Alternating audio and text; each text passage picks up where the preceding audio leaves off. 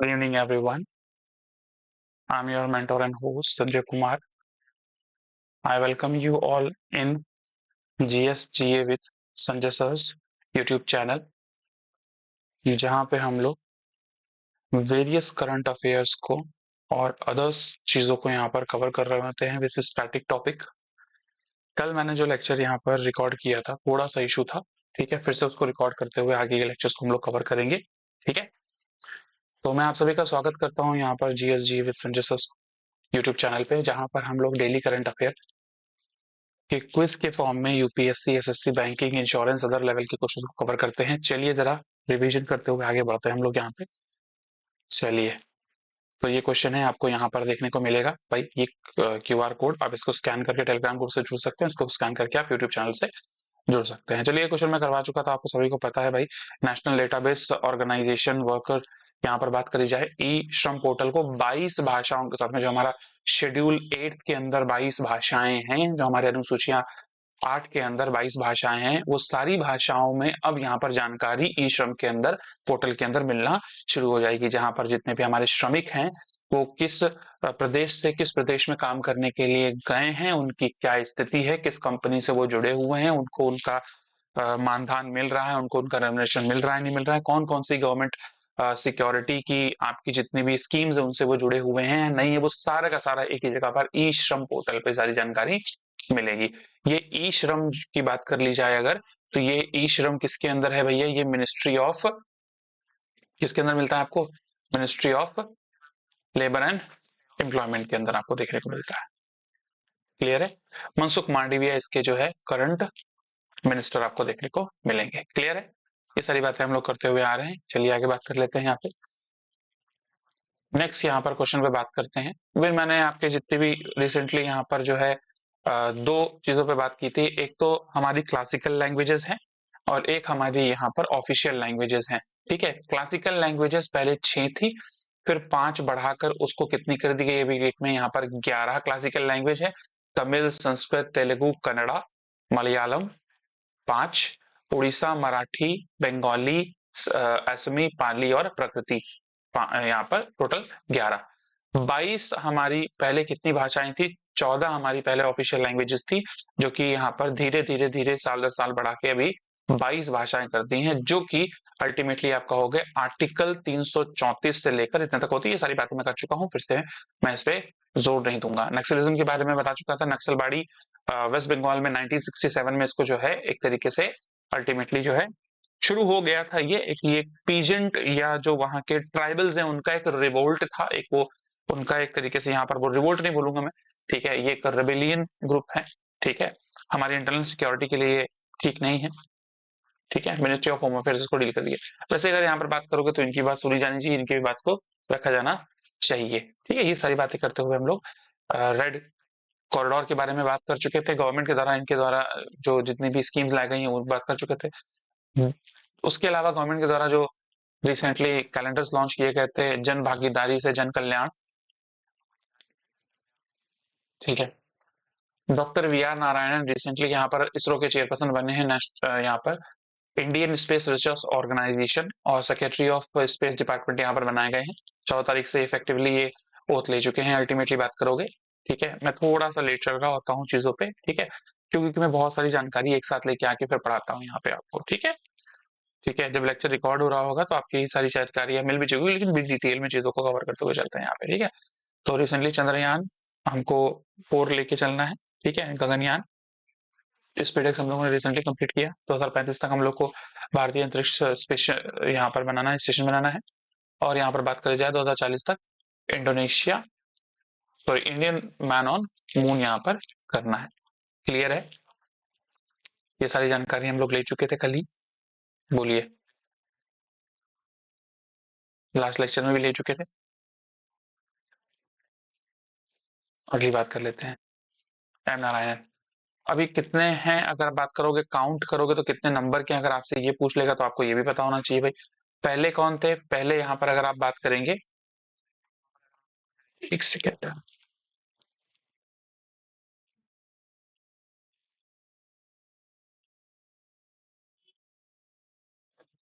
यहाँ पर विक्रम साराभाई थे। ठीक है, जीके यहाँ पर मेनन आपको देखने को मिलते हैं दूसरे। ठीक है, तो टोटल अगर यहाँ पर बात करोगे तो आप यहाँ पर काउंट कर सकते हो 3 4।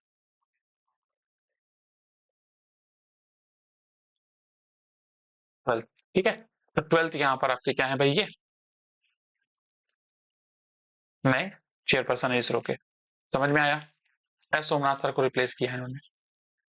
इसके अलावा मैंने फिर यहाँ पर आपको भारत पोल जो लॉन्च किया गया था उसके बारे में बताया था।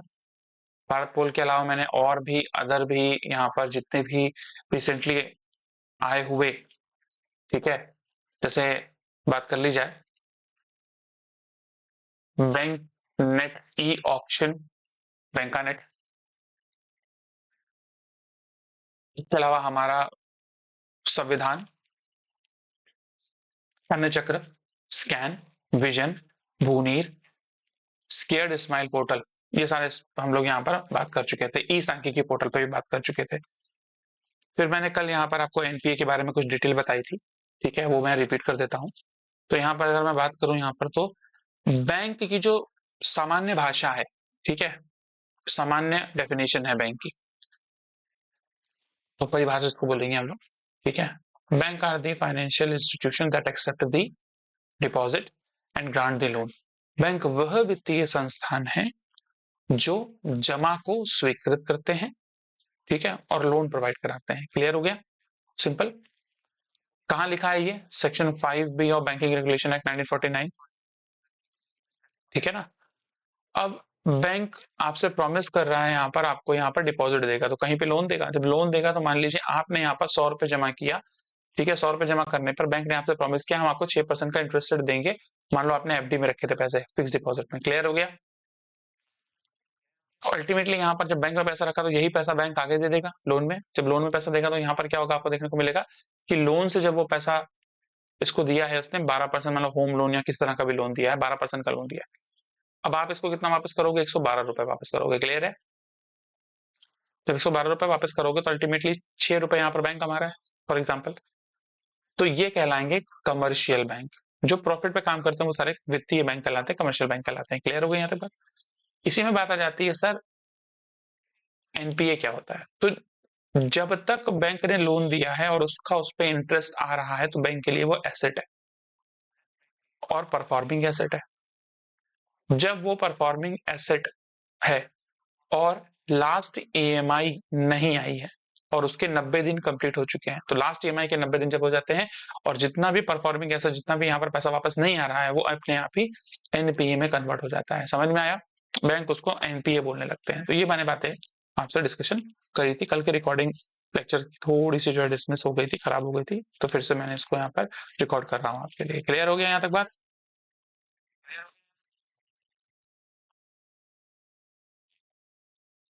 चलिए, राष्ट्रीय स्मृति कॉम्प्लेक्स इस पे बात कर चुके थे, जो कि प्रणब मुखर्जी के लिए यहाँ पर बनाया जा रहा है, उनको स्थान दिया जा रहा है यहाँ पे।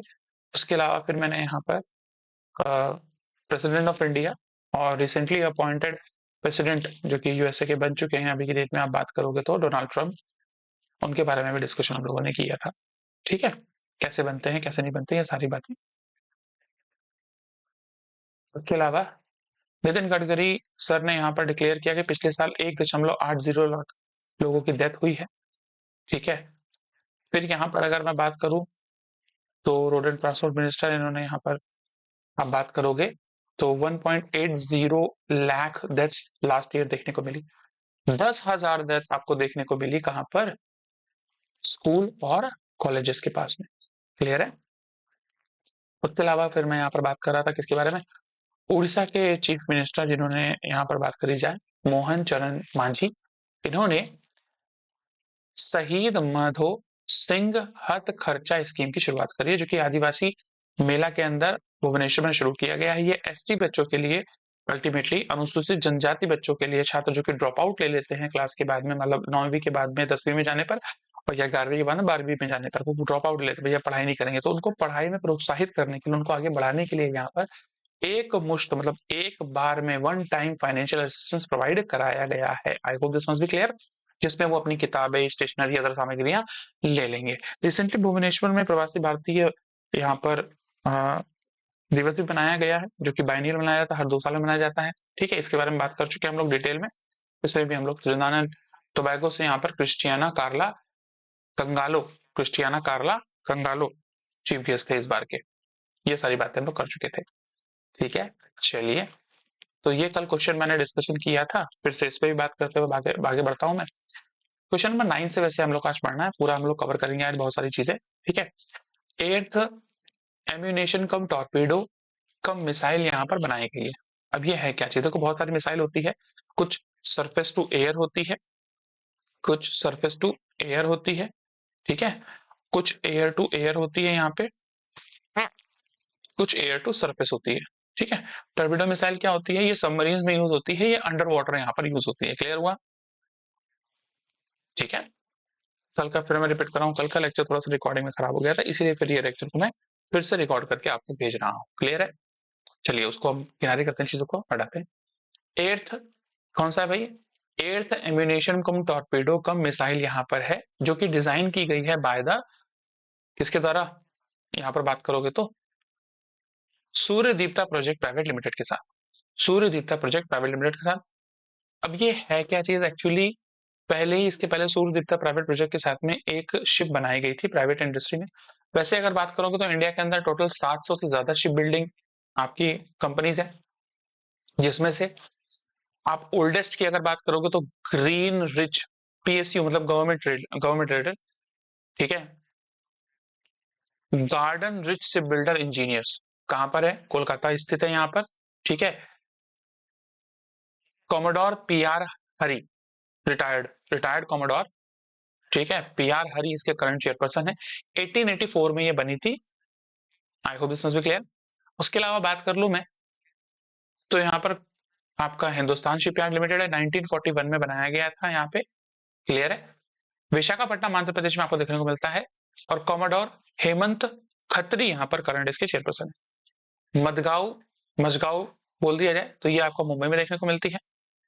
1934 में बना था। संजीव सिंघल इसके जो है करंट चेयरपर्सन है। क्लियर है? या डायरेक्टर है? समझ में आया? तो ये सारी बातें हम लोग कल कर चुके थे, फिर से रिपीट कर रहे हैं यहाँ पे। तो यहाँ पर लास्ट मैंने आपको बताया था कि 40 से ज्यादा पिछले पिछले अगर हम यहाँ पर बात कर ले 10 इयर्स में, ठीक है, मोदी गवर्नमेंट में, तो पिछले 10 सालों में यहाँ पर 40 से ज्यादा आपको जो है शिप बनती हुई नजर आई है, जैसे कि 33 जिसमें शिप है और 7 सबमरीन है। ठीक है, उनमें भी अगर बात करूं मैं 39 जो है वो इंडिजिनियसली डेवलप की गई हैं। 39 किसकी तरह? इंडिजिनियसली डेवलप की गई, मतलब भारत में ही आत्मनिर्भर योजना के तहत यहाँ पर इसको डेवलप किया गया है। क्लियर है? आपको पता है 2025 यहाँ पर डिफेंस रिफॉर्म्स ईयर होने वाला है, आपको जैसे पता है।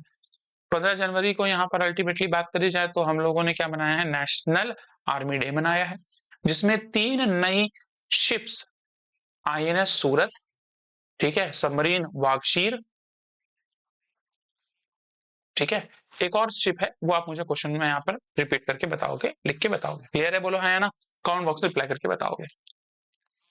चलिए, कोची शिपयार्ड लिमिटेड की बात करूं मैं तो 1972 में बनाया गया था, कोची केरला में स्थित है। मधु एस नायर इसके जो है करंट चेयरपर्सन है। क्लियर हो गया? नवंबर में इसको बनाया गया था। अब यहाँ पर मैं एमएसएमई में चल रहा हूँ, थोड़ा सा एमएसएमई के बारे में बात कर लेता हूँ। कल मैं डिटेल में बात किया था, फिर भी यहाँ पे रिपीट कर रहा हूँ चीजें।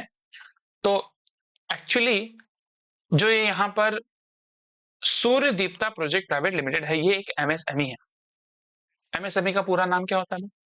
Micro small medium enterprises, micro small medium enterprises. तो जब हम बात करते हैं एमएसएमई की, तो हमको ये पता होना चाहिए कि 2006 में इसका क्या आया था भाई? एक्ट आया था। क्लियर है? इसमें अगर मैं बात करूं क्राइटेरिया वाइज, तो इसको दो क्राइटेरिया में, तीन क्राइटेरिया में डिवाइड किया गया है। Micro small medium enterprises, micro small medium enterprises. Micro का इन्वेस्टमेंट अगर देखोगे तो क्या है भाई? 1 करोड़ से लेकर टर्नओवर 5 करोड़ तक। ठीक है, स्मॉल में बात कर लूं मैं यहाँ पे, तो आपको क्या देखने को मिलेगा? स्मॉल में आपको देखने को मिलेगा 10 करोड़ से लेकर आपका 50 करोड़ के बीच में, क्योंकि इन्वेस्टमेंट 10 करोड़ 50 करोड़ टर्नओवर। और यहाँ पर मीडियम की बात कर ली जाए तो 50 करोड़ इन्वेस्टमेंट और 250 करोड़ यहाँ पर आपको देखने को मिलेंगे टर्नओवर। क्लियर हो गया? निवेश अलग है, टर्नओवर सकल आय अलग है। ये क्वेश्चन आपसे पूछा जा चुका है एसबीआई आईबीपीएस के इंटरव्यू तक में, यहाँ पर आपसे पूछा जा चुका है। क्लियर हुआ? तो बात ध्यान दीजिएगा इस पे, इंटरव्यू पूछने वाली चीज है ये। माइक्रो स्मॉल मीडियम एंटरप्राइजेस किस तरीके से यहाँ पर काम करता है। करंटली यहाँ पर अगर आप मिनिस्टर की यहाँ पर बात कर लीजिए तो आई थिंक जीतन राम मांझी, ठीक है, जीतन राम मांझी कैबिनेट मिनिस्टर है यहाँ पे।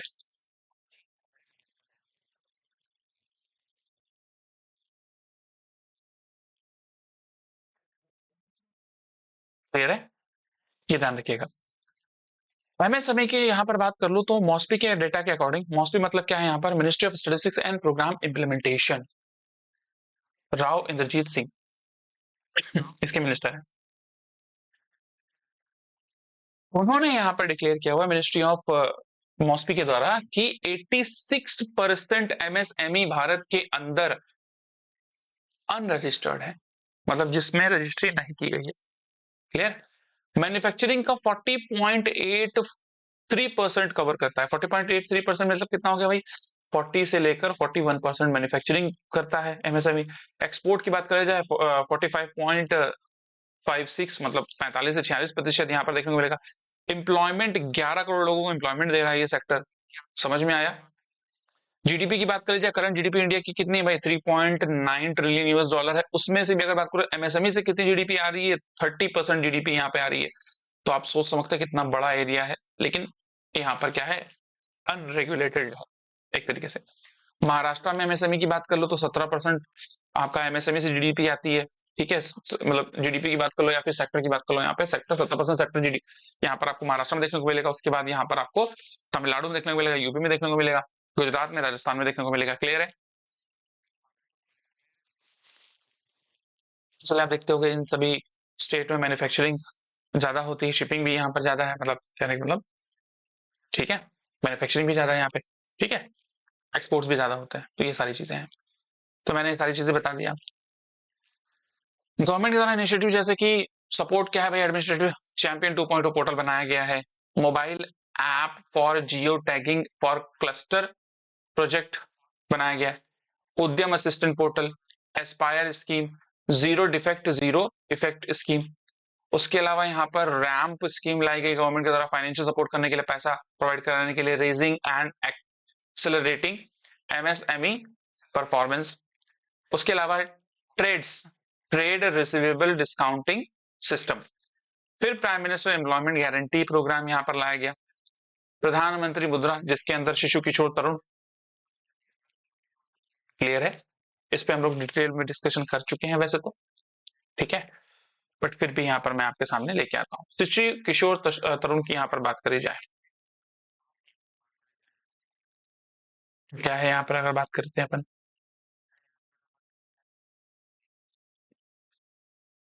मुद्रा लोन।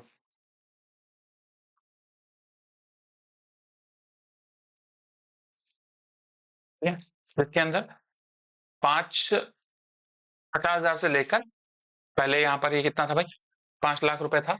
पिछले साल के बजट में इसको बढ़ाकर 10 लाख कर दिया गया है। क्लियर है।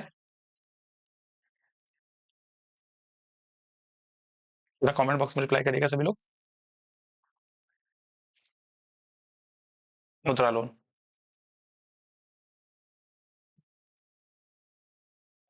लॉन्च कब किया गया था, 2015 में इसको लॉन्च किया गया था। Ultimately non corporate, non farm, micro small enterprises के लिए यहाँ पर ये दिया जाता है। मुद्रा का फुल फॉर्म है आपका micro unit development and refinancing agency. ठीक है, क्या है भाई, माइक्रो, क्लियर है यहाँ तक बोलिए, वेरी गुड, ठीक है, micro unit development and refinancing agency, इसका है ये फुल फॉर्म है। इसके अंदर 3 टाइप के लोन होते हैं आपके, शिशु, किशोर और तरुण। शिशु जो कवर करता है लोन 50,000 तक, किशोर जो कवर करता है 50,000 से 5 लाख तक, तरुण जो कवर करता है यहाँ पर 5 लाख से 10 लाख तक। पिछले साल के बजट में इसको बढ़ाकर अभी 10 से 20 कर दिया गया है। क्लियर है। चलिए ये सारी बातें आपको समझ में आ गई। उसके अलावा अगर मैं यहाँ पर बात करूँ, स्मॉल एंटरप्राइजेस 1.5% है यहाँ पर, मीडियम माइक्रो एंटरप्राइजेस 97.7% है, और मीडियम एंटरप्राइजेस 0.8% आपको देखने को मिलता है।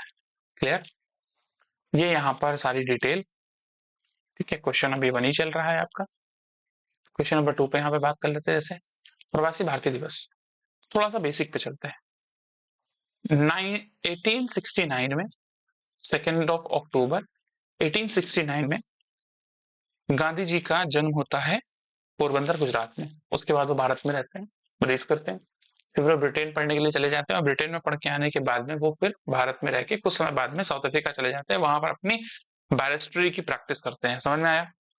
फिर 9 जनवरी 1915 को पुनः भारत लौटते हैं और यहाँ पर भारत भ्रमण करते हैं और यहाँ पर भारत में जो आजादी की लड़ाई थी उसमें पार्टिसिपेट करते हैं। समझ में आया? अपने एक यूनिक एक तरीके से अप्रोच से, जिसको हम लोग यहाँ पर अहिंसा और एक तरीके से अलग अलग टर्म से यहाँ पर नॉन वायलेंस, ठीक है, सिविल डिसोबीडियंस, इनसे यहाँ पर वो फाइट करते हैं ब्रिटिश से। क्लियर है? अंग्रेजों से। वो दिन 9 जनवरी 1915, उस दिन को बाद की सरकारों ने, जैसे अटल बिहारी वाजपेयी सरकार ने 2003 में एज अ सेलिब्रेट किया प्रवासी भारतीय दिवस। समझ में आया? प्रवासी कौन होते हैं? जो 100 प्रवासी या एनआरआई जिसको बोलते हैं, नॉन रिटर्निंग इंडियंस, जो 180 दिन से ज्यादा भारत की सीमा के बाहर रहते हैं, वहां पे एक तरीके से व्यापार कर रहे हो, कोई एजुकेशन के लिए गया हो या कोई एक तरीके से बिजनेस के लिए गया हो, जॉब के लिए गया हो, वो प्रवासी भारतीय कहलाते हैं। समझ में आया? ये बाई एनुअली मतलब साल में 2 बार होने वाला एक प्रोग्राम समारोह है। तो प्रवासी भारतीय दिवस, जिसको हम नॉन रेसिडेंट इंडियन डे भी बोल देते हैं, बायनली सेलिब्रेटेड एक तरीके से यहाँ पर वर्ष में 2 वर्ष में एक बार मनाया जाने वाला एक तरीके से क्या है, कार्यक्रम है, द्विदिवसीय कार्यक्रम है प्रवासी। अल्टीमेटली इस बार की अगर बात करें, प्राइमरी एम क्या होता है इसका, ताकि जितने भी डायस्पोरा हैं, जो भारत के बाहर रहने वाले भारतीय हैं, ठीक है, वो इंडियन पीपल से यहाँ के व्यापार को मजबूत करें, यहाँ की संस्कृति को समझे, प्रौद्योगिकी में, टेक्नोलॉजी में, इवन इनोवेशन में यहाँ पर अपना योगदान दें। क्लियर है? ठीक है। 2003 में इसको शुरू किया गया था, ये डिटेल में हम लोग बात कर चुके हैं। 2015 के गांधी जी के रिटर्न पे इसको जो है एज अ सेलिब्रेट किया जाता है। कंगालो में, जो कि त्रिनान एंड टोबैगो से है, मिल, ठीक है, वहां से आए थे भारत इंडिया के। यहाँ पर अगर बात करो कि इस बार के क्या रहे थे, उड़ीसा में इस बार हुआ है आपका प्रवासी भारतीय दिवस को सेलिब्रेट किया गया उड़ीसा में। 2003 से इसको सेलिब्रेट किया जा रहा है। आई होप सारी बातें समझ में आ गई। इस बार का कौन सा था भाई यहाँ पर कन्वेंशन? 18th कन्वेंशन था। थीम क्या थी इस बार की? डायस्पोरास कंट्रीब्यूशन इन द विकसित भारत 2047। क्लियर हो गया ये सारी बातें? फिर मैंने एनआरआई, पीआईओ और ओसीआई के बीच में डिफरेंस बताया, जैसे कि इंडियन सिटीजन रेसिडिंग अब्रॉड, जो अब्रॉड रहते हैं, फॉरेन सिटीजन जिनके माता पिता दादा दादी कोई मान लो for example person of Indian origin थे। क्लियर हुआ? उसके अलावा फिर यहाँ पर अपन बात करते हैं, तो यहाँ पर क्या है भाई, ठीक है, ओसीआई, ओवरसीज इंडियन, यहाँ पर वीजा की जरूरत नहीं पड़ती है, यहाँ पर वीजा की रिक्वायरमेंट पड़ती है, यहाँ पे वीजा की रिक्वायरमेंट पड़ती है। यहाँ पे 180 दिन के रजिस्ट्रेशन का स्टे होता है, यहाँ पर कोई स्टे की कोई रजिस्ट्रेशन करने की रिक्वायरमेंट नहीं होती है। यहाँ पर लिमिटेड वीजा मिलता है, यहाँ पर भी लिमिटेड वीजा मिलता है, और यहाँ पर इंडेफिनिट वीजा मिलता है। कब तक करेंगे यहाँ पे? ऑब्वियसली बात है, भारतीय सिटीजन है। समझ में आया? इनको हमारे भारत के द्वारा, आरबीआई के द्वारा और बैंकों के द्वारा कुछ इंपॉर्टेंट अकाउंट यहाँ पर एक तरीके से प्रोवाइड किए जाते हैं, जहां पर वो अपने फाइनेंशियल अर्निंग इंडिया में पार्क कर सके। कहने का मतलब जो भी वो कमाएंगे वो इंडियन अकाउंट में रख सकें। इससे क्या होता है, ऑब्वियस सी बात है, हमारा फॉरेक्स बढ़ता है, फॉरेन एक्सचेंज बनता है। समझ में आया? क्लियर है? जिसको कंट्रोल कौन करता है भैया? आरबीआई। जिसको देखता कौन है यहाँ पे? RBI, reserve bank of India. तो उनके लिए बड़ा इंपॉर्टेंट हो जाता है। क्लियर है? अब ये क्यों इंपॉर्टेंट है, जैसे आप अगर थोड़ा सा इस चीज को समझो, तो मैं थोड़ा सा इसके बारे में आपको समझा देता हूँ एक बार। ठीक है? जो हमारा एक तरीके से फॉरेन ट्रेड है, ठीक है, विदेशी व्यापार, उसके अंदर आपको एक वर्ड देखने को मिलता है, बैलेंस ऑफ पेमेंट। ठीक है? उसके अंदर 2 अकाउंट होते हैं। एक अकाउंट होता है आपका करंट अकाउंट और एक होता है आपका कैपिटल अकाउंट। ठीक है? तो जो करंट अकाउंट होता है ना, इसमें आप क्या काउंट करते हो? विजिबल गुड काउंट करते हो। विजिबल गुड्स वो गुड्स होते हैं जिनको आप देख पा रहे हो, जैसे फॉर एग्जांपल कोई भी गुड्स हो गए, व्यापार करने के लिए, ट्रेड करने के लिए, ऑयल है, गोल्ड परचेज कर रहे हो, तो यहाँ पर आप बेच भी रहे होते हो और खरीद भी रहे होते हो। तो विजिबल गुड्स में क्या है यहाँ पर, अल्टीमेटली विजिबल ना लिखे यहाँ पर मैं लिखूंगा भाई इंपोर्ट एंड एक्सपोर्ट, आयात और निर्यात ऑफ विजिबल गुड। समझ में आया? ठीक है। अब इसमें आप कुछ भी काउंट कर लो, ऑयल काउंट कर लो, ठीक है, मेटल्स काउंट कर लो, ठीक है, गैस काउंट कर लो, इलेक्ट्रॉनिक्स काउंट कर लो, ठीक है, each and everything, commodities. Clear हो रहा है आप सभी को? I hope so. इसी में आप लोग import and export of invisible goods भी काउंट करते हो, जो दिखाई नहीं देती हैं। कहने का मतलब, आप विदेश गए, विदेश में आपने काम किया, तो वहां से जो भी आपने पैसा कमाया वो आप अपने भारत में भेजोगे, वापस भेजोगे, उसको बोलते हैं आप रेमिटेंस। कोई भारतीय कंपनी है, विदेशी कंपनी में निवेश कर रही है, उसका उसको डिविडेंड मिलेगा, उसको उसको फायदा मिलेगा, ठीक है, पैसे में, यस और नो, प्रॉफिट, वो भी तो काउंट होंगे ना, ठीक है ना। इंडिया ने इस तरीके से, तो ये किस में आ जाता है, आपके करंट अकाउंट में आ जाते हैं। क्लियर है?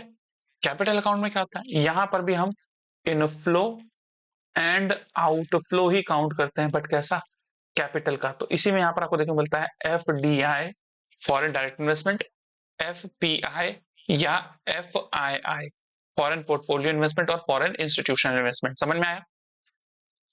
एफडीआई लॉन्ग टर्म काउंट होता है, क्योंकि ये लंबे समय के लिए आता है, और ये क्या करता है, किसी भी देश में इंफ्रास्ट्रक्चर का निर्माण करता है, पोर्ट में डेवलपमेंट लाएगा, मान लो कोई रेलवे बनाया जा रहा है, स्टेशन बनाया जा रहा है, बुलेट ट्रेन जैसे बनाई जा रही है, with the help of the आपका जापानीज एफडीआई, जापानीज इन्वेस्टमेंट। समझ में आया? Japanese loan even though. Clear है यहां तक? ठीक है।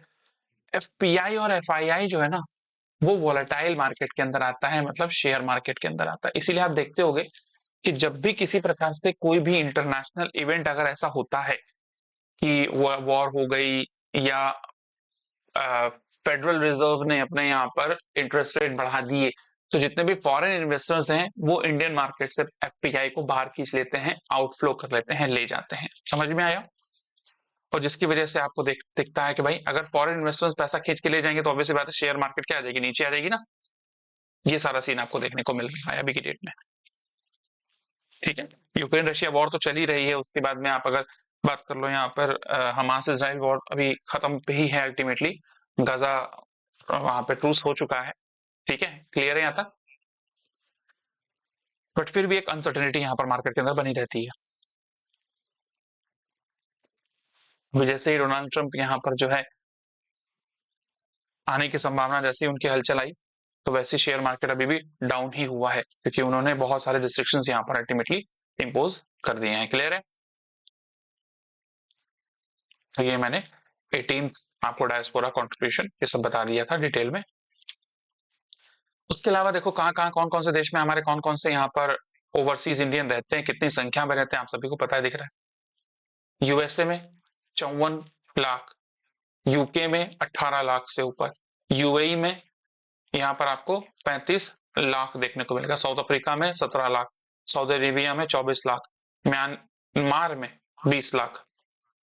इस तरीके से आपको चीजें देखने को मिलती हैं। क्लियर है? ठीक। गल्फ कंट्रीज में बहुत सारे, तो ऑब्वियसली बात है जब वो वहां जा रहे हैं तो वहां से पैसा कमा के भेजेंगे, है ना, पैसा कमाएंगे भारत में भेजेंगे, तो वो कहलाता है रेमिटेंस, प्रेषण। ठीक है। तो ये जो भारत आता है, पिछले 2023 में अगर आप काउंट करते हो, तो उस समय ये 100 बिलियन यूएस डॉलर हुआ करता था। कितना हुआ करता था? 100 बिलियन यूएस डॉलर। अभी ये बढ़ के 25 में, 24 अगर देखोगे तो कितना हो गया, 24 का डेटा है ना ये, 129 बिलियन यूएस डॉलर। बहुत इंपॉर्टेंट है, आने की संभावना ज्यादा है, ध्यान रखो। क्लियर है? रिसेंटली राजनाथ सिंह सर ने मुलाकात की है यहाँ पर डिफेंस मिनिस्टर ऑफ मालदीव्स के साथ में। मालदीव्स बड़ा इंपॉर्टेंट है हमारे लिए, क्यों इंपॉर्टेंट है, क्योंकि ये है हमारा भारत, ठीक है, ये है लक्षद्वीप और ये है यहाँ पर मालदीव्स। इसके बीच में यहाँ पर 8 डिग्री आपका जो है चैनल आपको देखने को मिलता है। क्लियर है? 8 डिग्री चैनल। अब यहाँ पर है क्या भाई, इंडिया की अगर बात कर लो तो सब इंडिया की नेबर कंट्री है, तो इसीलिए यहाँ पे इंडिया एक पॉलिसी लाता है, नेबर फर्स्ट पॉलिसी। क्या चलाता है भाई? ठीक है, नेबर फर्स्ट पॉलिसी, कि भैया हमारे पड़ोसी हैं लेकिन बहुत इंपॉर्टेंट है। क्यों इंपॉर्टेंट है? वरना चाइना यहाँ पर इनको इन्फ्लुएंस में ले आता है। लाइक श्रीलंका है यहाँ पर, मान लीजिए यहाँ पे नेपाल है हमारे पास में, इस तरफ यहाँ पर भूटान है हमारे पास में, फिर इस तरफ अगर आप देखोगे यूं बना के, अगर इस तरीके से मैं बनाऊं आपको, ठीक है, तो ये हमारा इंडिया है, तो यहाँ पर ये म्यांमार है, ठीक है, ये बांग्लादेश है, ठीक है, इधर पाकिस्तान है, इधर चाइना पूरा है, ठीक है। तो चाइना और पाकिस्तान से तो हमारा बहुत एक तरीके से क्या है भाई, एक तरीके से उतना बेटर रिलेशन नहीं है, ठीक है ना। चाइना के साथ में है हमारा ट्रेड सबसे ज्यादा होता है, फिर भी चाइना की जो एक्सपेंशनिस्ट पॉलिसी है, चाइना यहाँ पर क्या करता है भैया, ओशन के अंदर अपना आधिपत्य बढ़ाता चला जा रहा है। इवन दो डोकलाम वाले एरिया में आप देख लीजिए, चाहे आप अदर एरिया में लद्दाख वाले रीजन में, जम्मू कश्मीर रीजन में देख लीजिए, वहां पर भी वो एक्सपेंशन क्रिएट कर रहा है लद्दाख के रीजन में। समझ में आया? अरुणाचल प्रदेश में चाहे आप देख लीजिए। तो ये इसकी एक पॉलिसी रही है। तो अल्टीमेटली चाइना क्या कर रहा है, चाइना इंडिया को परेशान कर रहा है, हर समय ना पिन चुभोने का काम करता है। अल्टीमेटली क्या कर रहा है, तो जितने भी हमारे नेशन के पड़ोसी देश है उनसे वो व्यापार करना, उनमें वहां पे ज्यादा इन्वेस्टमेंट कर देना, वहां पर जो स्ट्रेटेजिक लोकेशंस हैं, कल की डेट में अगर हम कहीं से व्यापार कर रहे हैं, कल की डेट में हमारे शिप्स रुके पड़े हैं, तो वो कहीं ना कहीं उनको ब्लॉक कर सकता है इन केस अगर हम किसी भी स्ट्रेटेजिक सिचुएशन में फंसे। हम अगर चाइना पे किसी तरह का दबाव डाल रहे हैं तो हम पे ही पलट के दबाव डाल देगा, भैया हम तुम्हारी शिप को निकलने नहीं देंगे, या हम उस पर टैरिफ लगाएंगे। समझ में आया?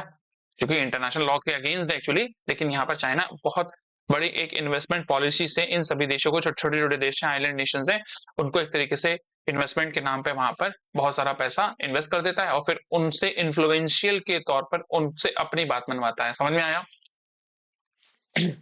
वो यहाँ पर मैं बात कह रहा हूँ, क्योंकि इंडिया की एक पॉलिसी है जिसको बोलते हैं हम लोग नेबर फर्स्ट पॉलिसी। समझ में आया? तो यहाँ पर अगर मैं बात करूं तो क्या है भाई, मोहम्मद हसन मसूद, सॉरी, मोमन, ठीक है, वो मिलने आए भारत में, मालदीव्स के जो है आपके डिफेंस मिनिस्टर है।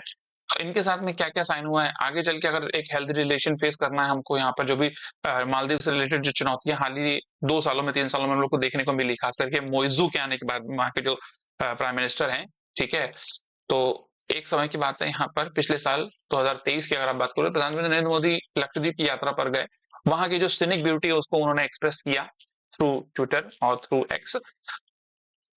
प्रॉब्लम ये हुई कि इस पर ही ऑफेंड हो गए वहां के कुछ मिनिस्टर्स जो कि मोइजू गवर्नमेंट में थे। क्लियर है? मोइजू वहां के प्रेसिडेंट का नाम है, उनकी गवर्नमेंट अल्टीमेटली उन्होंने बहुत गलत तरीके से उसको रिटेलिएट किया, गलत तरीके से उसका बयानबाजी करी।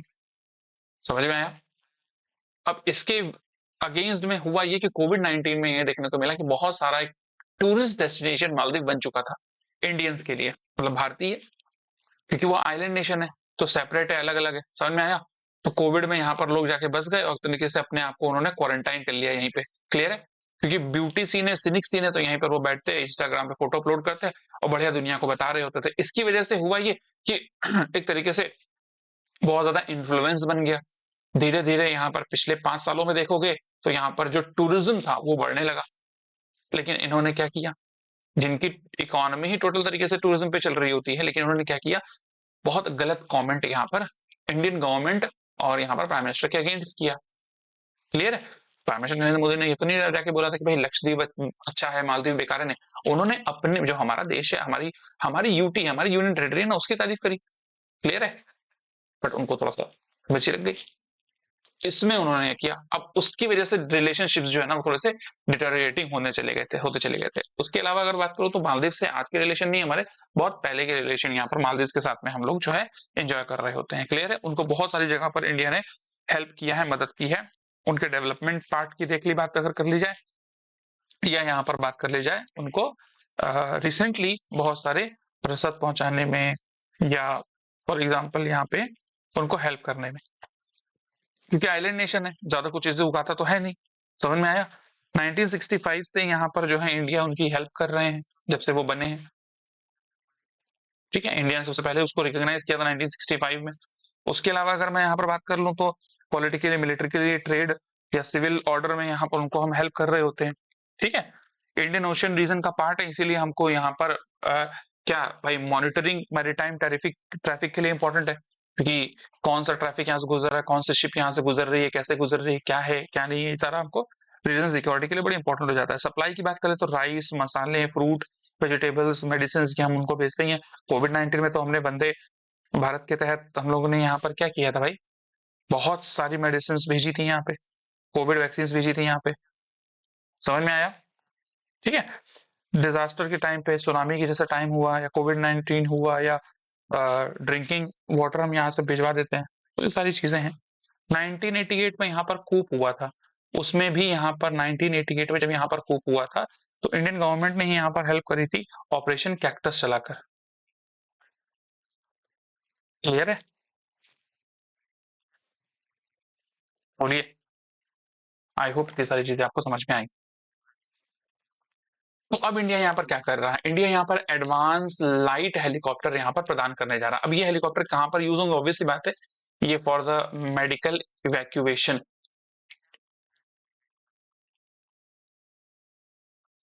समझ में आया?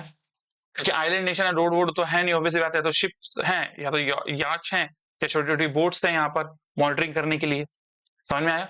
बट मेडिकल टूरिज्म भी यहाँ पर बहुत सारा होता है भाई। इंडिया के अंदर यहाँ पर बहुत सारे जो है इंडिया के अंदर इलाज कराने के लिए आते हैं। क्लियर है? ठीक है।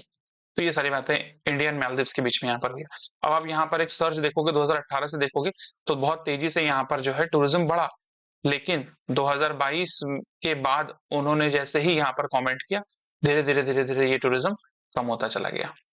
बहुत सारे लोगों ने तो इंस्टाग्राम ट्विटर पे भैया ट्वीट किया कि मेरा अगला प्लान जो था वो मालदीव्स का था, लेकिन अब जो है मैं कैंसिल करता हूँ। बहुत सारे लोगों ने अपनी ट्रिप्स कैंसिल की थी। यहाँ पर गो आई बीबो की बात कर लीजिए, चाहे आप मेक माई ट्रिप की बात कर लीजिए, उन्होंने उसके स्क्रीनशॉट डाले थे, भाई मैं जाने वाला था, मैंने कैंसिल कर दिया। ठीक है। तो जो ध्रुव हेलीकॉप्टर है उसकी यहाँ पर अगर मैं बात करता हूँ, कुछ खासियत है यहाँ पर क्रू पायलट के साथ में, यहाँ पर कितनी कैपेबिलिटी है, लेंथ, हाइट। ठीक है। फिर यहाँ पर बात करी जाए ये सारी बातें। ठीक है। चलिए, इंडियन नेवी में सपोर्ट करते हैं, हाल ने बनाया इसको। ठीक है। किसने बनाया है यहाँ पे? हाल, HAL, हिंदुस्तान एरोनॉटिक्स लिमिटेड।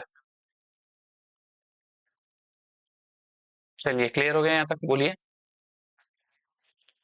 ये आपको ध्रुवा हेलीकॉप्टर आपको देखने को मिलेगा।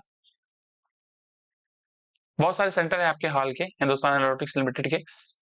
एरोस्पेस डिफेंस के अंदर यहाँ पे इसलिए आता है, यहाँ पे बता देता हूँ आपको हाल के बारे में थोड़ा सा। ठीक है।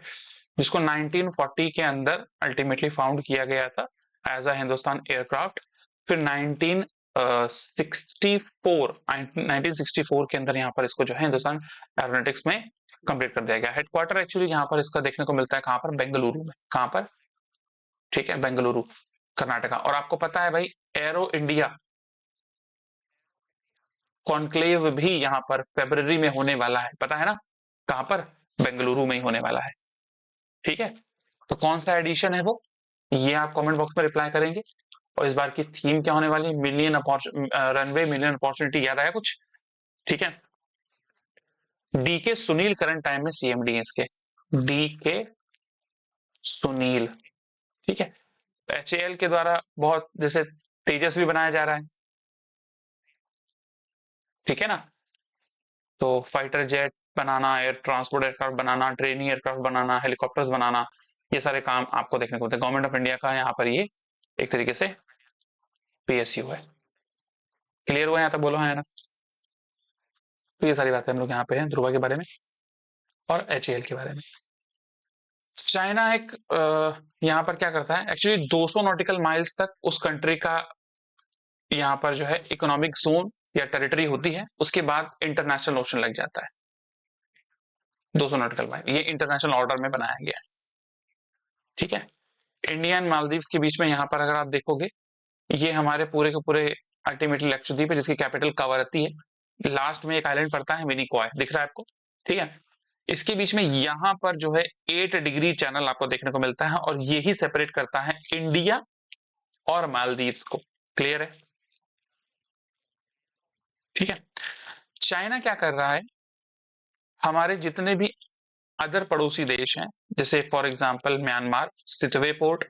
ठीक है।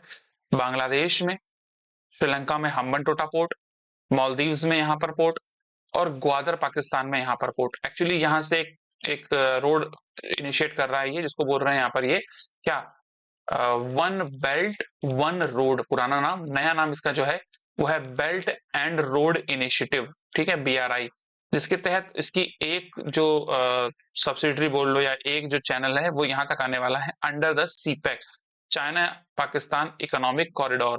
क्लियर है। और ये इंडिया कई बार अपोज कर चुका है बिकॉज ऑफ इंडिया के जो स्ट्रेटेजिक और इंडिया की टेरिटरी है अल्टीमेटली यहाँ पर, अगर आप बात करोगे इस तरीके से भारत बनाता हूं मैं जम्मू एंड कश्मीर, तो ये वाला रीजन आपको देखने को मिलेगा।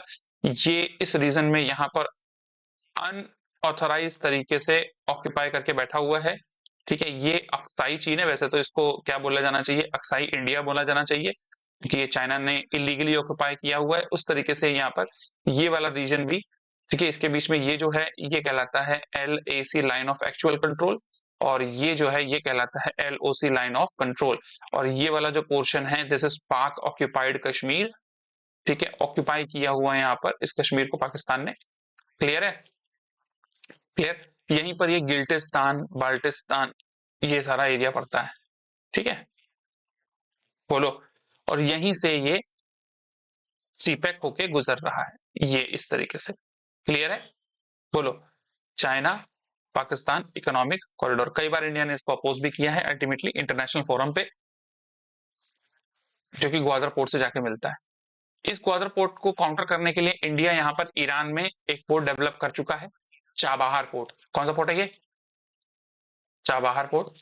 क्लियर है, तो इसको भी हम इंडिया डेवलप कर रहा है अल्टीमेटली। यहाँ पर आप देखोगे ये ग्वादर आपको दिखाई देगा, ठीक है, यहाँ पर इंडिया चाबहार पोर्ट डेवलप कर रहा है। क्लियर है। तो ये जो थ्योरी है चाइना की जो इंडिया को यहाँ पर ब्लॉक करना चाहता है, इसको बोलते हैं यहाँ पर किस नाम से भाई, इसको बोला जाता है स्ट्रिंग ऑफ पर्ल्स थ्योरी। क्या बोला जाता है, string of pearls theory. I hope this must be clear. सारी बातें हम लोग यहाँ पर कर चुके हैं। तो इंडिया एंड मालदीव के बीच में इक्वेरिन और यहाँ पर एकता दो एक्सरसाइज आपको देखने को मिलती है। नेशन फर्स्ट थ्योरी, उसके अलावा इंडियन ओशन रीजन में हमारे एक और थ्योरी चल रही होती है जिसको हम लोग बोलते हैं Sagar, security and growth for all in the region, security and growth for all in the region. इस अगर बात करोगे स्ट्रैटेजी को, इस पॉलिसी को कब इंट्रोड्यूस किया था, when this theory was introduced by Indian government. Clear है, ये बड़ा एक इंपॉर्टेंट हो जाता है। नेक्स्ट यहाँ पर बात करें बहादुर सिंह सांगू, यहाँ पर क्या बनाए गए, बहादुर सिंह सांगू यहाँ पर जो है पहले अगर बात करोगे तो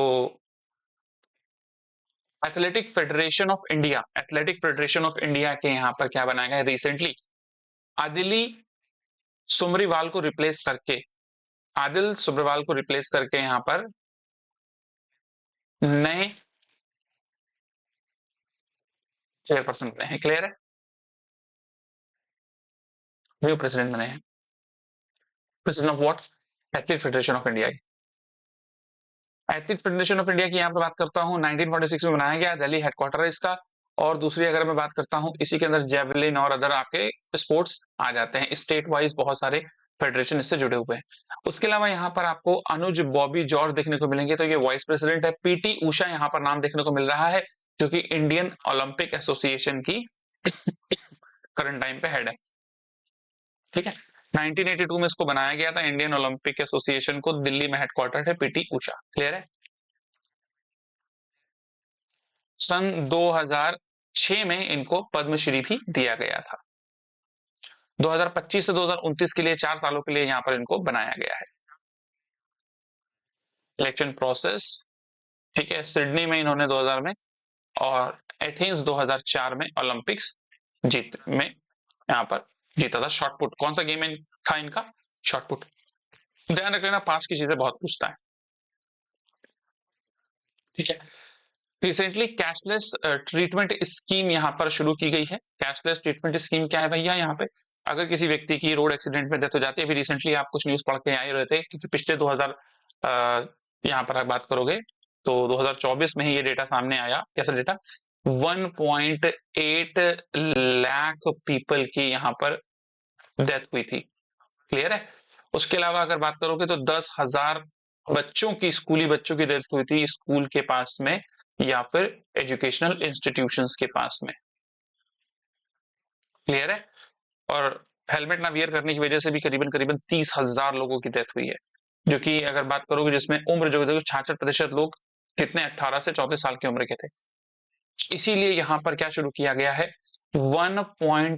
5 लाख रुपीज का यहाँ पर क्या शुरू किया गया है, कैशलेस ट्रीटमेंट स्कीम, जिसके तहत 7 दिनों तक का ये ट्रीटमेंट आपको होगा और जिसमें 24 घंटे के अंदर पुलिस इंफॉर्मेशन भी दी जाएगी, पुलिस को इन्फॉर्म भी किया जाएगा। इन केस अनफॉर्चुनेटली उस व्यक्ति की डेथ हो जाती है तो उसकी फैमिली को एक्स ग्रेशिया, मृतक परिवार को यहाँ पर 2 लाख रुपए की आर्थिक सहायता भी प्रदान करी जाएगी। समझ में आया? तो cashless scheme was announced by the यहाँ पर Nitin Gadkari sir, who is currently road and transport minister. Clear है? बोलो हाँ या ना। तो मुझे कमेंट बॉक्स में एक चीज का रिप्लाई करना, ये सारी बातें मैंने शॉर्ट में यहाँ पर आपको बता दी है, ठीक है। कमेंट बॉक्स में मुझे रिप्लाई करिएगा, currently who is civil aviation minister, कौन यहाँ पर सिविल एविएशन मिनिस्टर है, ठीक है। अभी मैंने यहाँ पर road and transport and highways बता दिया। शिपिंग मिनिस्टर, ठीक है, जितने भी यातायात आपने पढ़े होंगे। इवन रेलवे मिनिस्टर कौन है, समझ में आया? ठीक है, इसकी एक लिस्ट आपको मैं सेंड कर दूंगा ग्रुप में, GSGA with Sanjay sir telegram channel में, जहां पर आपको प्रॉपर तरीके से एक पीडीएफ आ जाएगी, ठीक है, जिसमें पूरे के पूरे मिनिस्टर्स रिसेंटली हैं, उसको आप निकाल लीजिएगा, इत्मीनान से पढ़ लीजिएगा। क्लियर है? अगर इन केस अगले 5 सालों में कोई चेंज भी होता है तो उसमें इतना गैप दिया गया है कि उस लिस्ट में आप इस तरीके से यहाँ पर फिलअप कर सकते हो, और आने वाले समय में डे, थीम, डेट, एक्सरसाइज, उस सब की भी लिस्ट आपको मिलना शुरू हो जाएगी, बुक्स एंड ऑथर, बहुत सारी चीजें आपको मिलना शुरू हो जाएंगी। क्लियर है? चलिए, ये कहानी हम लोग जान चुके हैं। तो ये न्यूज बेसिकली डिटेल में मैंने यहाँ पर बात करी थी, और विक्रम मिस्री ने यहाँ पर मुलाकात करी है मौलवी अमीर खान मुक्ताबी से, जो कि यहाँ पर अफगानिस्तान के एक्टिंग फॉरेन मिनिस्टर हैं। एक्चुअली क्या है, एक्चुअली आप देखोगे तो अफगानिस्तान की जो वहां पर गवर्नमेंट थी उसको हटाकर तालिबान ग्रुप जो है वो यहाँ पर अभी की डेट में एज अ गवर्नमेंट को एक्वायर किया उसने, ठीक है। तो अभी तक इंडिया ने यहाँ पर काफी लंबे समय तक कोई रिस्पॉन्स ही नहीं दिया था। अभी धीरे धीरे अफगानिस्तान के में हमारे बहुत ज्यादा स्ट्रेटेजिक लोकेशन और बहुत इंपॉर्टेंट इन्वेस्टमेंट है, जिसको कैरी करने के लिए अगर वहां पर गवर्नमेंट नहीं है तो वहां पर जो भी करंट टाइम में अभी स्टैब्लिशमेंट है उसके साथ में ही हम आगे बढ़ रहे हैं। क्लियर हुआ यहाँ तक? ठीक है। कौन सा पोर्ट है? चाबहार पोर्ट है, ठीक है। Gwadar port Pakistan China develop कर रहा है, अभी मैं आपको बता रहा हूँ बीआरआई से, ठीक है।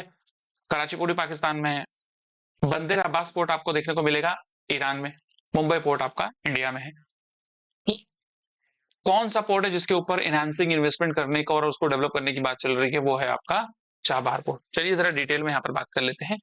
इसके अलावा आईमैक भी डेवलप किया गया है। आईमैक जो कि रिसेंटली यहाँ पर इजराइल हमास के युद्ध के बाद में ज्यादा चर्चा में नहीं था, लेकिन आपको पता होगा कि इंडिया ने 2023 का G20 यहां पर क्या किया था, होस्ट किया था, याद है क्या? 2024 का अगर बात करोगे तो साउथ सॉरी आपका ब्राजील है, और 2025 का साउथ अफ्रीका होस्ट करेगा। क्लियर है? तो 2023 में बहुत सारी इंपॉर्टेंट बात की थी, जैसे हम लोगों ने ग्लोबल बायोफ्यूल अलायंस बनाया था, याद आया क्या? Global biofuel alliance. उसके अलावा हम लोगों ने यहाँ पर जो है अफ्रीकन यूनियन को एक स्थायी सदस्यता प्रदान करवाई थी G20 के अंदर। तो अभी G20 प्लस अफ्रीकन यूनियन कहलाएगा वो। क्लियर है?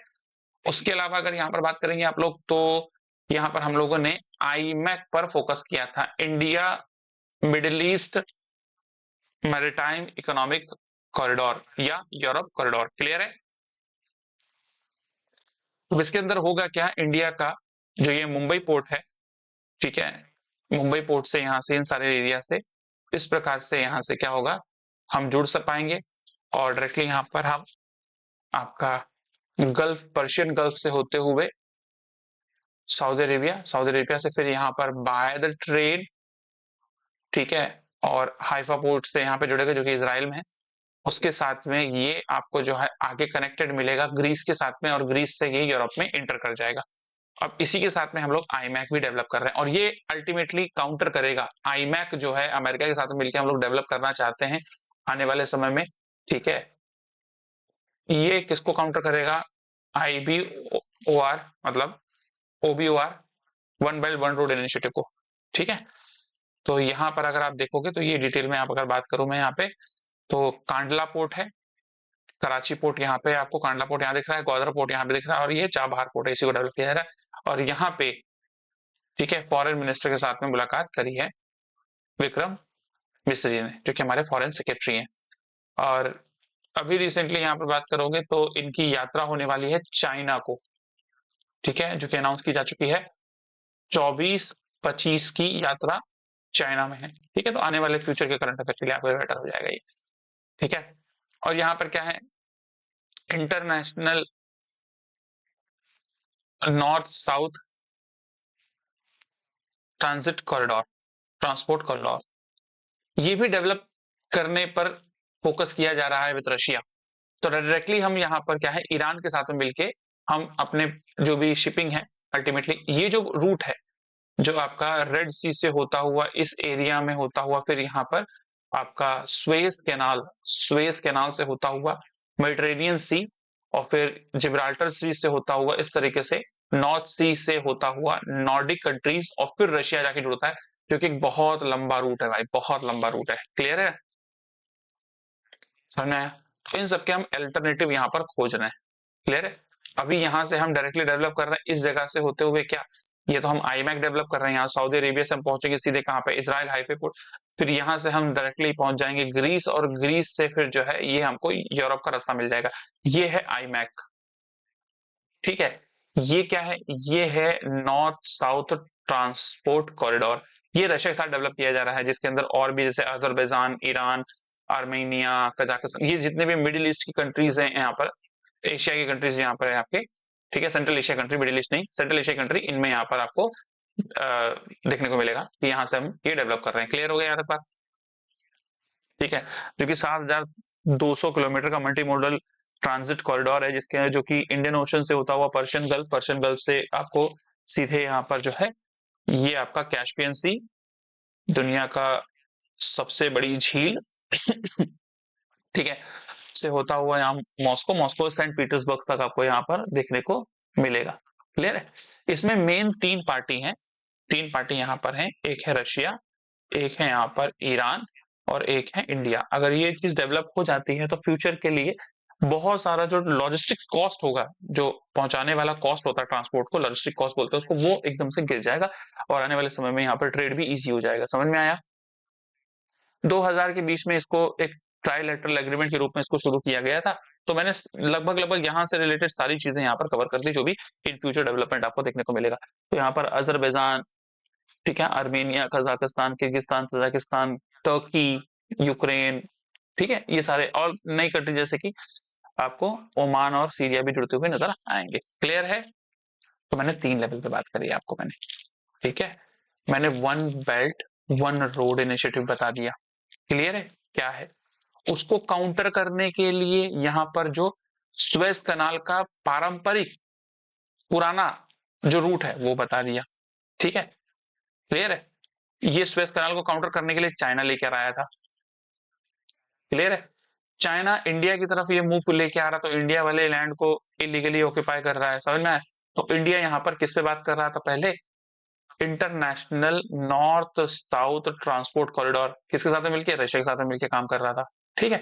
अभी यहाँ पर अमेरिका के साथ में मिलकर इंडिया क्या कर रहा है? आईमैक बना रहा है।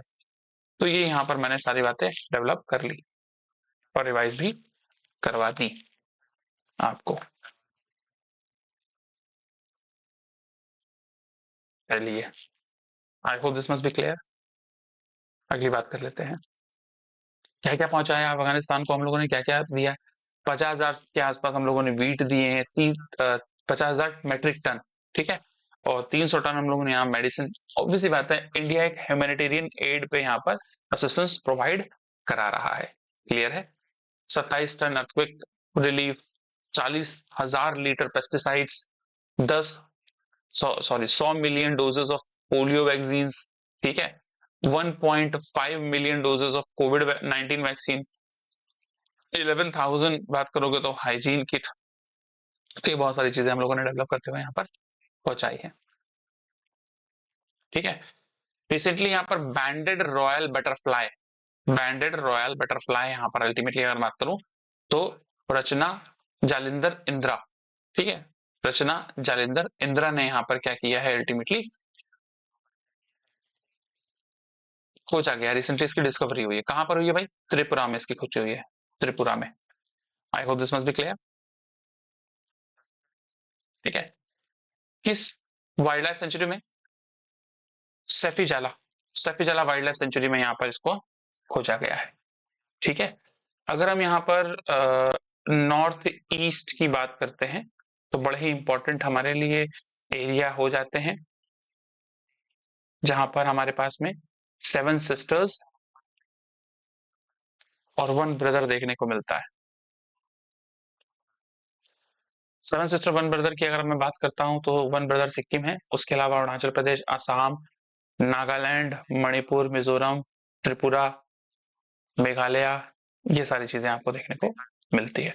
बहुत सारी आपको जो है यहाँ पर national sorry UNESCO world heritage site जैसे कि काजीरंगा नेशनल पार्क आपको देखने को मिलेगा, मनास नेशनल पार्क देखने को मिलेगा, ठीक है, दिहंग पटकाई नेशनल पार्क आपको देखने को मिलेगा, तो उसके अलावा नामदफा नेशनल पार्क अरुणाचल प्रदेश में देखने को मिलेगा। ठीक है, मणिपुर की अगर मैं बात करता हूँ, अभी मैं धीरे धीरे आपको सारी बातें लिख के बताता रहूंगा। ठीक है, तो बहुत सारी चीजें अभी जैसे जैसे एनवायरमेंटल और इकोलॉजी पे बात हो रही है तो एनवायरमेंटल वाले करंट अफेयर कवर करेंगे अभी अपन। ठीक है, हम लोग तो कहाँ पे खोजा गया इसको, इस तितली को? त्रिपुरा में। नाम क्या है? रॉयल बैंडेड बटरफ्लाई, रचना जलिंदर इंदिरा। बर्ड की अगर देखा जाए तो 150 स्पीशीज, प्लांट की यहाँ पर नई स्पीशीज यहाँ पर ओवर द खोजी जा चुकी हैं। ठीक है, इस अल्टीमेटली इस वाइल्ड लाइफ सेंचुरी में आपको देखने को मिलेगा, जो कि 1987 में यहाँ पर लॉन्च की गई थी। त्रिपुरा में देखने को मिली बटरफ्लाई साउथ ईस्ट एशिया में देखने को मिलती है, India, Sri Lanka, Myanmar, Thailand, Malaysia. और वाइल्ड लाइफ एक्ट 2072 का सॉरी 1972 की बात करी जाए यहाँ पे तो क्या है, शेड्यूल 2 में आपको कंसर्न देखने को मिलती है। ठीक है, और यहाँ पर मैं सिपाही जला वाइल्ड लाइफ सेंचुरी की बात करूं तो 25 किलोमीटर फ्रॉम अगरतला आपको देखने को मिलता है, जो कि कैपिटल है। और 2007 में की फीचर में इसको जो है इंस्टॉल किया गया था। क्लाउडेड लेपर्ड नेशनल पार्क बहुत फेमस है यहाँ पर। क्लियर है? बोलिए। तो यहाँ पर अगर मैं बात करता हूँ अरुणाचल प्रदेश में, तो अरुणाचल प्रदेश में आपको बहुत सारे नेशनल पार्क जैसे कि आपको नामदफा नेशनल पार्क, ठीक है, ईगल नेस्ट सीसा ऑर्चिड सेंचुरी,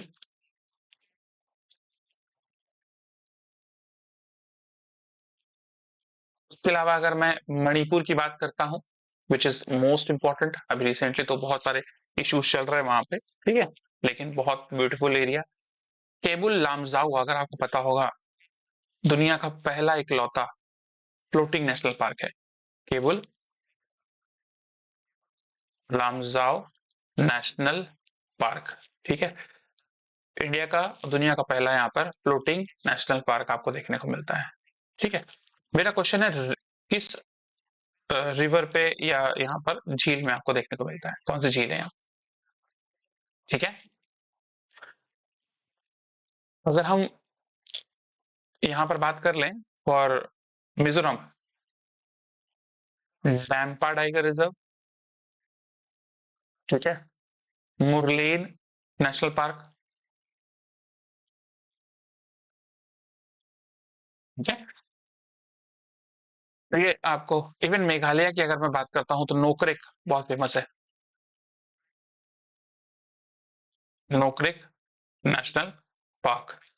सिक्किम में यहाँ पर अगर आप देखोगे तो कॉन्चनजंगा,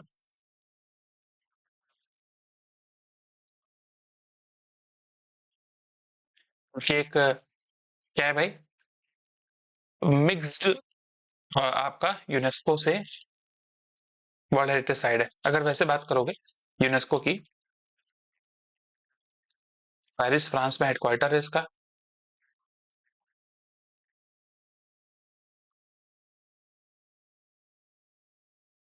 क्लियर है? और इसके द्वारा अगर देखोगे तो आप 44, ठीक है,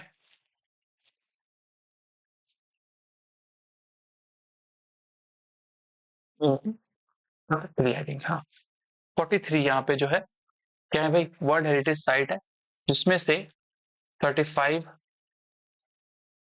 कल्चरल साइट है, 7 नेचुरल साइट है, और एक जो है वो मिक्स्ड साइट है, मतलब जहां पे कल्चरल और नेचुरल दोनों है, और वो इकलौती है कंचनजंगा। समझ में आया क्यों मैं वहां से उस जगह पे आपको लेके गया, क्यों मैंने ये सारी चीजें आपको बताई? ठीक है। नाम दफा नेशनल पार्क आपको आपको कहाँ पे देखने को मिलेगा? असम में देखने को मिलेगा, ये रहा असम। ठीक है, ये वाला क्वेश्चन, दिस वन। ठीक है। इन असम अगर आप बात कर लो, असम में आपको क्या क्या देखने को मिलता है भाई? काजीरंगा, वन रॉन राइनोसोरस के लिए। ठीक है, काजीरंगा नेशनल पार्क। उसके अलावा मनास नेशनल पार्क बहुत फेमस है। ठीक है, और फिर आपका दिहिंग पटकाई। इस तरीके से आप लोग मैप में प्रैक्टिस कर सकते हो, जितना प्रैक्टिस करोगे उतना आपको बेटर चीजें सॉल्व होती चली जाएंगी। समझ में आया? बोलो हाँ या ना। लगभग लगभग यहाँ पर मैंने नेशनल पार्क रिलेटेड यहाँ पर बताया।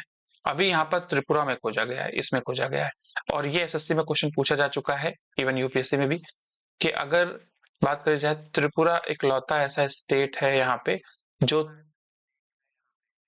तीनों साइड से बांग्लादेश से घिरा हुआ है। ये एसएससी में क्वेश्चन आ चुका है।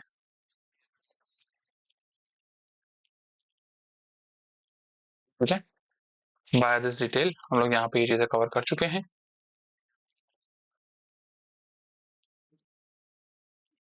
आई होप आपको चीजें समझ में आई।